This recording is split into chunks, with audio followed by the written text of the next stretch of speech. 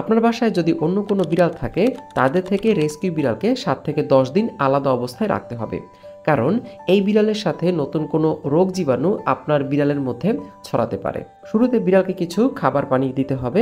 এরপর যদি বড় বিড়াল হয় সেক্ষেত্রে চিকেন সিদ্ধ খাওয়াতে হবে। যদি ছোট বিড়াল হয় তাহলে কিটেন মিল্ক রিপ্লেসার খাওয়াতে হবে।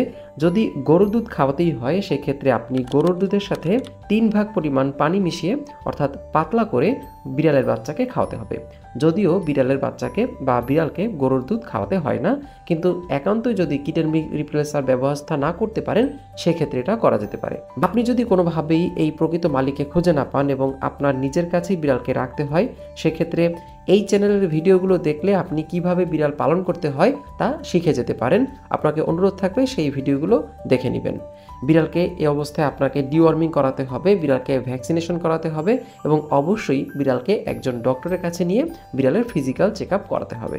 আশা করছি আজকের ভিডিওটা আপনাদের ভালো লেগেছে। যদি ভিডিওটা ভালো লাগে তাহলে ভিডিওটা লাইক করতে পারেন। বিড়াল সম্পর্কে যে কোনো প্রশ্ন এই ভিডিওর কমেন্টে করতে পারেন।